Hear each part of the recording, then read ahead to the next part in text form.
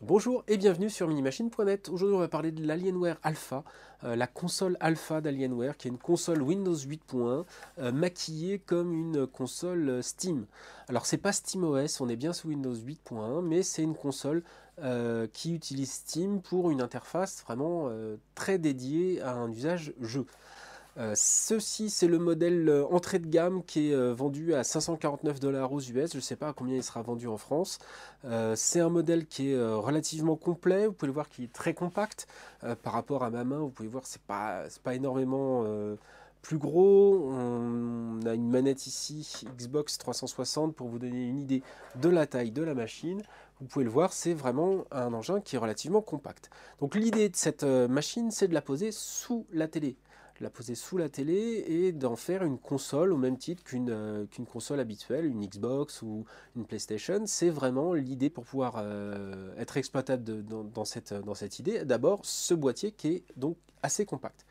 On a une façade brillante, petit logo Alienware qui est le bouton de démarrage, un autre petit design ici en triangle. Ces deux éléments sont lumineux. Ils sont lumineux et c'est réglable. Ça veut dire qu'on peut changer la couleur, la luminosité de chaque couleur et on peut même les éteindre. Si on ne veut pas avoir de nuisance sous sa télé, pendant qu'on regarde un film, si on veut garder la console allumée, c'est pas forcément génial. Donc on peut éteindre ces petits logos. Autre élément en façade, deux ports USB 3.0. Ça c'est plutôt pas mal pour brancher des manettes qui vont venir sur la face avant.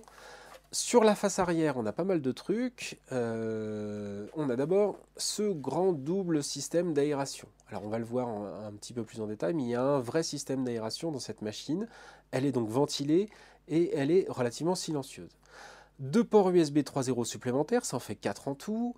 Un port RJ45 gigabit pour brancher du réseau, une sortie HDMI et une entrée HDMI. Ça veut dire que cet engin peut se placer entre, par exemple, votre box ADSL qui va envoyer un signal, un ampli audio-vidéo, une autre console et votre téléviseur. Donc l'idée, c'est pas d'encoder avec cette entrée HDMI, mais plutôt d'être transparent, de venir se greffer dans votre système actuel. Autre élément assez important, c'est la présence d'une sortie sonore au format SPDIF Toslink optique. Donc on va pouvoir balancer du son vers un ampli audio-vidéo et pas uniquement se contenter de la sortie HDMI pour le son. Et l'alimentation, donc une alimentation très classique de Dell. Sous l'engin, on remarque deux choses importantes. D'abord, on a ici une petite trappe qui va permettre d'accéder à une option qui est cachée, qui est en fait un port USB supplémentaire. Alors pourquoi ce port USB est ici? Tout simplement, par exemple, pour brancher un kit clavier souris sans fil. Donc voilà, typiquement, j'ai ici un dongle Logitech Unifying. Donc c'est le type de dongle qu'on va brancher là, on va refermer, on aura une solution complètement transparente et on garde nos ports USB en façade. Ce port USB caché, c'est une très très bonne idée. Ça va permettre, par exemple, si on n'utilise pas en permanence un clavier et une souris, de planquer ceci à 100%. C'est-à-dire qu'on va pouvoir cacher le coupe clavier-souris, mais on va pouvoir également ne pas avoir en façade ou à l'arrière un dongle qui va apparaître en permanence. Donc super accessible, hein, juste une petite trappe à ouvrir. Autre élément important, on a 4 vis situées aux 4 coins de l'engin. Ces 4 vis vont permettre d'accéder à l'ensemble des composants de la machine, mis à part un composant qui est installé en dur, qui est en fait le chipset graphique NVIDIA. Alors, dans cette version à 549 $, on a des composants qui sont assez performants déjà.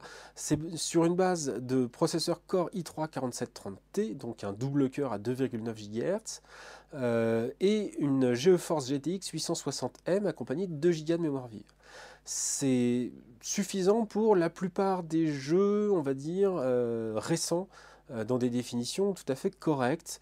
Je vous ai fait pas mal de captures, vous verrez un petit peu ce que ça donne. C'est à la fois capable de faire tous les usages qu'on a d'un PC traditionnel, mais c'est également vidéo, bureautique, retouche photo, on peut même faire du calcul de retouche vidéo, mais c'est également donc exploitable en termes de jeux vidéo de façon tout à fait convaincante. Le gros point de cette machine, c'est que le processeur peut se changer, il est monté sur socket, la mémoire vive est accessible, le stockage est accessible. Mémoire vive, donc par défaut, on est sur une solution 4 Go, on peut rajouter 4 Go très facilement. Et par défaut, on est sur 500 Go de stockage mécanique qui est en 5400 tours. Donc pas un stockage forcément formidable par rapport à une solution SSD, mais qui se débrouille. Malgré tout, on a des temps de réaction qui sont assez rapides. Tout ça, c'est évolutif de deux manières. On peut le faire évoluer tout simplement soi-même en bidouillant la machine, c'est assez simple. Il vaut mieux éviter de le faire trop pendant la période de garantie ou si on ne sait pas le faire, mais encore une fois, c'est très facile. Ça a été très bien pensé de la part d'Alienware. Autre solution, c'est d'acheter des versions supérieures qui ne sont pas forcément données. La version, il faut rajouter 100$ pour avoir une version 8 Go de base avec 1 Tera de stockage mécanique. On peut trouver des solutions à 100$ qui sont plus pertinentes en faisant la bidouille soi-même. Par défaut, on est sous Windows 8.1 évidemment, maquillé comme on l'a vu, mais c'est tout à fait exploitable comme ceci. Pour ce prix, on a également une manette, la manette Xbox 360 et le dongle sans fil de la manette Xbox 360 vers USB officielle de chez Microsoft. Donc une solution qui est tout à fait convenable.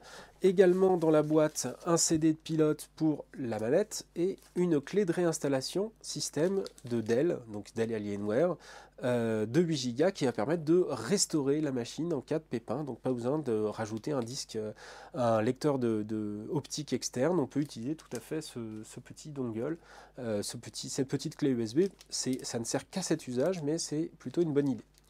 Autre élément, et pas des moindres, ce petit adaptateur secteur, je dis petit mais il est assez costaud, c'est une machine qui consomme 60 watts en charge, donc il faut quand même quelque chose d'assez balèze. Il est plutôt bien trouvé pour plein de raisons, c'est un tripolaire classique, mais il est plutôt bien trouvé. Vous avez cette petite forme légèrement ici concave qui va permettre d'enrouler le fil autour et cette petite sangle qui va permettre de le maintenir en place. Donc ça donne une solution qui est malgré tout, si on veut transporter la machine, relativement compacte. L'engin est surtout prévu pour un usage par défaut comme ceci. On a des patins sous la machine, mais on peut évidemment imaginer le positionner comme cela. Mais là, la solution est beaucoup moins stable. Voilà, je vous ai fait d'autres vidéos qui vous montrent l'intérieur de la machine, d'autres vidéos qui vous montrent les performances de l'engin. Il y a le test évidemment qui est plus complet. Pour moi, c'est une solution qui est intéressante en attendant SteamOS. C'est une solution qui est intéressante à deux titres. D'abord, l'effort qui a été fait de la part d'Alienware pour l'ensemble de la conception de l'objet, le fait qu'elle soit évolutive, qu'on puisse vraiment mettre très facilement les mains dans le cambouis, même quand on n'est pas un expert du tout, c'est très facile. Tout a été bien pensé, les dissipateurs sont bien construits, etc. Donc vraiment très bien. Autre élément positif, c'est les bonnes idées comme la petite trappe inférieure, le fait d'avoir un HDMI in, tout ça c'est des détails qui comptent et qui coûtent. Livrer avec une manette par défaut, c'est aussi une bonne idée. La petite clé USB pour pouvoir le brancher, voilà, tout ça, ça fait partie du prix à mon sens. Cette évolution de la machine en version SteamOS, ça sera à mon avis quelque chose de très intéressant à suivre. Voilà. Donc je vous encourage évidemment à aller lire sur le site Minimachine l'ensemble du test et à regarder les autres vidéos. À bientôt.